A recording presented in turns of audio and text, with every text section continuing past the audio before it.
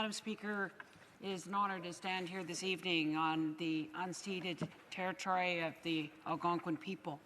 And firstly, I want to thank the member for New Westminster Burnaby for calling for this important debate this evening.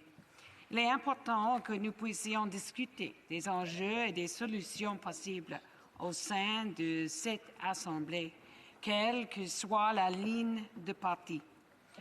Canadians are upset, as the Prime Minister expressed so eloquently this morning. Canadians expect us to work together to get through this together. Young people have tearfully expressed to me how upsetting it has been for them to see the images and hear from their friends being arrested for standing for what they believe in a year ago and then again earlier this month. As we heard the heartfelt words of the Minister of Indigenous Services, that we believe that we have learned from the crisis at Oka, but also Ipperwash and Caledonia and Gustafsen Lake. Last year, we said that we never want to see again the images of police having to use force in an Indigenous community in order to keep the peace. Canada is counting on us to work together to create the space for respectful dialogue with the Wet'suwet'en peoples. We all want this dispute resolved in a peaceful manner. We want the Wet'suwet'en peoples to come together and resolve their differences of opinion. Nous voulons qu'il y ait une clarté totale et une compréhension commune des lois de Wet'suwet'en. We are inspired by the courageous Wet'suwet'en people who took the recognition of their rights to the Supreme Court of Canada in Delgamuukw case in 1997. Since 2018, we have been able and proud to invest in their research on specific claim negotiations and negotiation preparedness and nation rebuilding and the recognition of rights tables, as well as their contributions to the BC Treaty Commission processes. 2 years ago, I was proud to sign an agreement with the hereditary chiefs of the Office of the Wet'suwet'en on asserting their rights on child and family services. Since then, our government has passed C-92 so that all nations will be able to pass their own child well-being laws and be able to no longer be subjected to Section 88 of the Indian Act, which gave provinces laws of general application for things other than where Canada was explicit, with the rights of First Nations on health and education. Across Canada, over half of the Indian Act bands are sitting down now at tables to work on their priorities as they assert their jurisdiction. From education to fisheries to child and family services to policing or to their own court systems, we have made important strides forward in the hard work, as Lee Crowchild describes, deconstructing the effects of colonization. In British Columbia, we have been inspired by the work of the BC Summit, as they have been able to articulate and sign with us and the BC government a new policy that will once and for all eliminate the concepts of extinguishment, cede and surrender for future treaties, agreements, and other constructive arrangements. We've also together agreed that no longer would loans be necessary for First Nations to fund their negotiations with Canada. We are also forgiving outstanding past loans, and in some cases, paying back nations that had already repaid them. We have worked with the already self-governing nations on a collaborative fiscal arrangement that will provide stable, predictable funding that will properly fund the running of their governments. Ce nouveau mode de financement leur offre beaucoup plus d'argent qu'ils n'en auraient reçu en vertu de la loi sur les Indiens.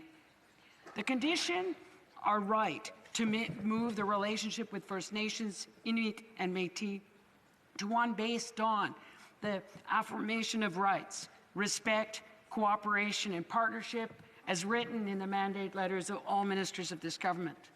It's been so exciting to watch the creativity and innovation presented by the Ktunaxa and Stolo nations in their negotiations of modern treaties. We were inspired to see the hereditary chiefs and elected chief and council of the Helsik Nation work together to be able to sign an agreement with Canada on their path to self-government. Many nations have been successful where elected and hereditary chiefs have worked together, and I look forward to having these conversations with the Wet'suwet'en Nation. It's now time to build on the historic Delgamuukw decision. Time to show that issues of rights and title can be solved in meaningful dialogue. Mon travail consiste à assurer que le Canada trouve des solutions aux tribunaux, ainsi que d'accélérer les négociations et ententes aux tables où un véritable changement peut avoir lieu. After the Chilcotin decision, we have been inspired by the hard work of the Chilcotin National Government to build their capacity as a government, to write their constitution and their laws and establish their government. I look forward to finding, hopefully, out-of-court processes to determine title as we hope for Haida Gwaii. There are many parts of Canada where title is very difficult to determine. Many nations occupied the lands for varying generations. But I'll never forget that feeling in the Chilcotin title land at the signing with the Prime Minister, looking around the land surrounded by mountains where the Chilcotin people had lived for millennia. It seemed obvious that anyone who stood there would understand why they had won their case at the Supreme Court of Canada. We are at a critical time in Canada. We need to deal effectively with the uncertainty. Canadians want to see Indigenous rights honored, and they're impatient for meaningful progress. Canadians are counting on us to implement a set of rules and processes in which Section 35 of our Constitution can be honorably implemented. And we are often reminded that inherent rights did not start with Section 35. They are indeed inherent rights and, as well, treaty rights. We believe that the legislation of the UN Declaration on the Rights of Indigenous Peoples is a very important first step in getting there. We need to properly explain, as have many of the academics and so many of the courts, that the free, prior, and informed consent is not scary. Consent is not a veto. Bill C-69 means that Indigenous peoples and Indigenous knowledge will be mandatory at the very beginning of a proposal for any major project. Section 19 of the UN Declaration on the Rights of Indigenous People has been described as a process for land use planning in which the rights of Indigenous people are respected. As we have learned from the experience in Nunavut, where the land claims have been settled, good projects receive a green light, bad projects a red light, and mediocre projects are sent back to the drawing board to improve their environmental stewardship or cultural protection or employment for the Inuit beneficiaries. Nunavummiut accept the decisions of this process where the federal, territorial, and Inuit rights holders have taken the decision together. Canadians acknowledge that there have been a difference of opinion amongst the Wet'suwet'en peoples. We have heard often in this House that 20 elected chiefs and council agreed to the project in consultation with their people. Women leaders have expressed an opinion that the project can eliminate poverty or provide meaningful work for young men and reduce domestic violence and incarceration. Some have expressed that an Indigenous worldview, providing an energy source that will reduce China's reliance on coal, is good for Mother Earth. But it is only the Wet'suwet'en people that can decide. We are hoping the Wet'suwet'en people will be able to come together to take these decisions together. Decisions that are in the best interests of their children and their children for generations to come. Nous saluons les milliers de gens canadiens qui luttent pour la justice climatique. We know that those young people need hope, that they want to see a real plan to deal with the climate emergency. We do believe that we have an effective plan in place, from clean tech to renewable energies, public transit, protection of the land and the water. We want the young people of Canada and all those who have been warning about climate change for decades to feel heard. Ils doivent avoir de l'espoir et se sentir partie prenante dans l'élaboration des véritables solutions. Tonight, there is an emergency debate because our country is hurting. The Indigenous peoples and all those are being affected coast to coast to coast. Yesterday, I met in Victoria with the British Columbia Minister, Scott Fraser, and this afternoon had a call with hereditary chiefs and conveyed we are ready to meet with the hereditary leadership of Wet'suwet'en at a time and place of their choosing. Together with the Prime Minister and the Premier, we want to support the solutions going forward.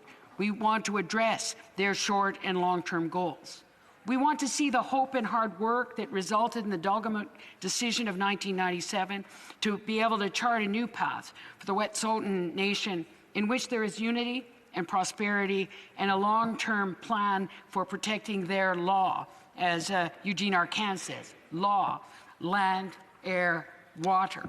But we also want to see a thriving Wet'suwet'en Nation with its own constitution and laws based on their traditional legal customs and practices. We want to thank Premier Horgan for his really efforts to resolve this problem and for the Murray Rankin for the work that he has undertaken since April of last year to work with the elected chiefs and council as well as the hereditary chiefs on their rights and title. And we want to thank Nathan Cullen for his efforts to try and de-escalate the situation. I'm very proud to work with the province of British Columbia, and we, I think all in this House, congratulate them on the passage of Bill 41, where in Canada, the UN Declaration on the Rights of Indigenous People is now legislated. Our government is invested in and is inspired by the work of Val Napoleon and John Burroughs at the Indigenous Law Lodge at the University of Victoria. They will be able to do the research on the laws of many nations so that they can create a governance structure and constitutions in keeping with those laws. It's important to understand the damage done by colonization and residential schools that has led to sometimes different interpretations of traditional legal practices and customs. Nous pensons qu'il serait un jour possible pour le Canada d'intégrer le droit autochtone comme nous l'avons fait avec le common law et les droits civils dans le processus législatif canadien. We are striving to implement the Truth and Reconciliation Commission's calls to action and to increase awareness of our shared history. We all need the Indigenous leadership to know that we are serious. We are serious about rebuilding trust and working with respect, as the Minister of Indigenous Services and the Prime Minister have expressed today in such heartfelt ways. We hope that the Wet'suwet'en will be able to express to those in solidarity with them that it is now time to stand down and to create that space for peaceful dialogue, to let us get back to work towards a Wet'suwet'en Nation with its own laws and governance that can work nation to nation with the Crown. Although I return to Ottawa for this debate tonight, I am hoping to be able to return to BC as soon as possible to continue that work. Thank you. Merci. Snake Callier. Questions and comments? The honourable member for Barrie Innisfil. Thank you, Madam Speaker, and I want to thank the Minister for her speech tonight. She spoke about some very, very important issues surrounding this debate, and that is that the 20 councils of the Wet'suwet'en Nation have approved this pipeline. The majority of the people within these First Nation communities have approved the pipeline. The majority of hereditary chiefs have approved the pipeline.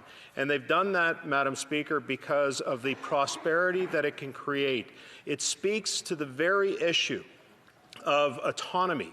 It speaks to the very issue of reconciliation. Would the Minister not agree that this is precisely what this country wants, desires a path to move on to?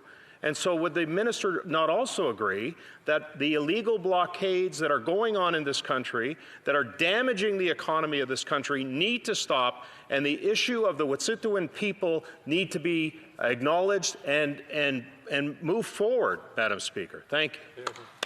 The Honourable Minister of Crown and Indigenous Relations.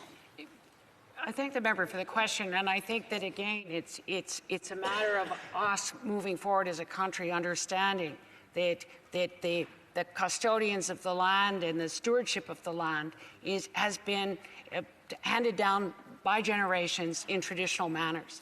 And it is really important that as we've been saying, that the nation will come to these decisions themselves. But at the moment, we are there are people who do see the Indian Act as a completely colonial structure and which divided people and villagized them and put them away. We are trying to be now at a time of nation rebuilding so that nations can take a decision together and so that we can move forward as a country. So it is important that we create that space to have those kinds of conversations and for us not to be judging how a nation takes decisions, knowing that some are very uncomfortable with the kind of structures that were imposed by the Indian Act.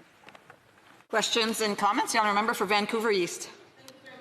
Speaker, and my question to the Minister of Crown Relations is this, Crown Indigenous Relations is this. The Conservatives talk about the rule of law, yet they fail to recognize that Section 35 of our Constitution clearly recognizes the rights of Indigenous peoples. They fail to recognize that with the UN Declaration for the Rights of Indigenous Peoples, Section 10 recognizes the issue of free, prior, and informed consent.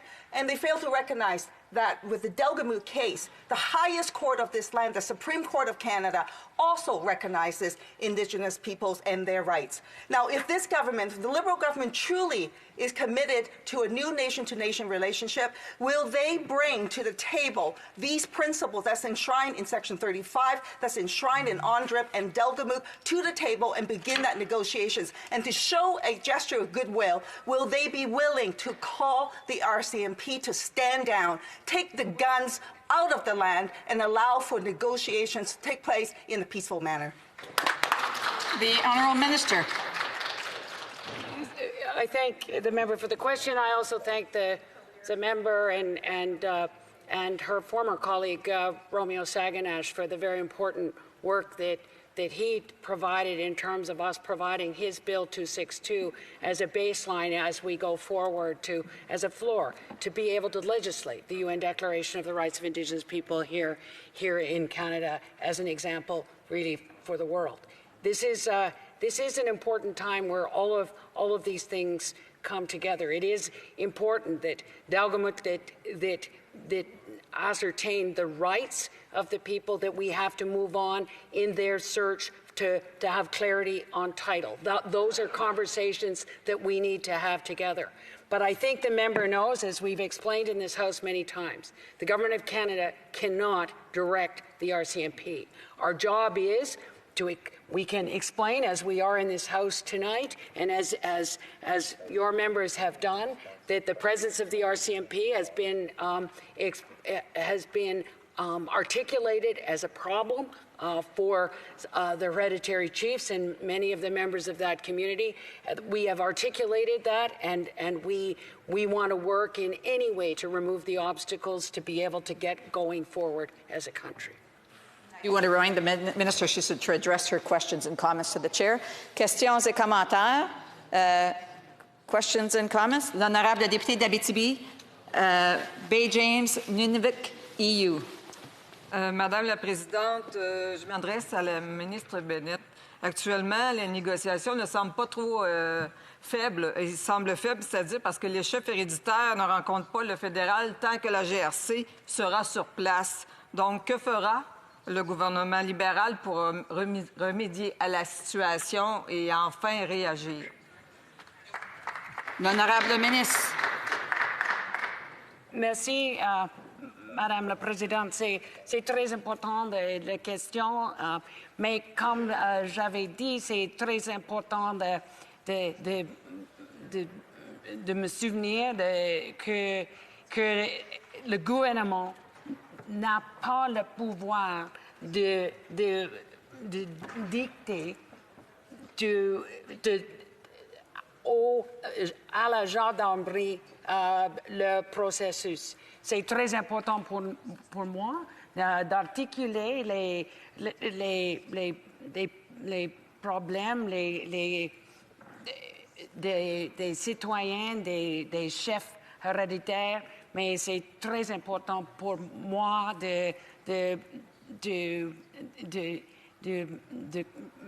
comprendre, c'est pas notre place comme parlementaire de parler aux policiers le travail. Questions and comments? Questions et commentaires? The honourable member for Vancouver-Granville. Well, thank you, Madam Speaker, and I'd like to thank the Minister for her comments and also applaud the government for ensuring that there will be an introduction of UNDRIP legislation to bring the United Nations Declaration into Canadian law. But I would ask the Minister, beyond that necessary first step, will this government commit to changing their laws, policies, and operational practices to ensure that Indigenous peoples in this country can be self-determining, including self-governing, at their own pace and based on their own priorities? Can the government ensure that they will go beyond the UNDRIP legislation and actually change laws and policies? The Honourable Minister.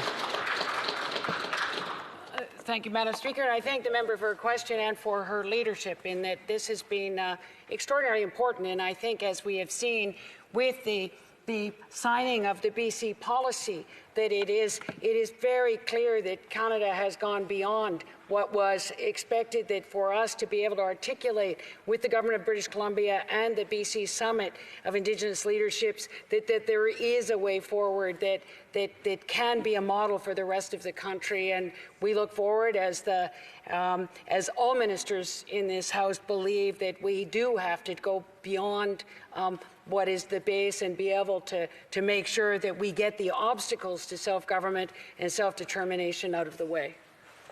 A brief question. The Honourable Parliamentary Secretary of the Government House Leader. Provide further comment in terms of the importance of working with others. She made reference to Nathan Cullen, the provincial government, the different stakeholders that are out there, and that high sense of cooperation and wanting to make sure we get this right. Good question. Answer from the Minister. Madam Speaker, in answer to the question, I've been overwhelmed today and over this past week by the offers to help coming from all across the nation, all different parties, all different nations. The people want to see us get through this in a peaceful way. We know that this is a time. We do not want to see this country in chaos. And I think that for us to all really redouble our efforts to figure out how we can do this in a peaceful way and to call upon all of the best ideas to come forward to make that happen. Resuming debate, the Honourable Member for Kamloops Thompson Caribou.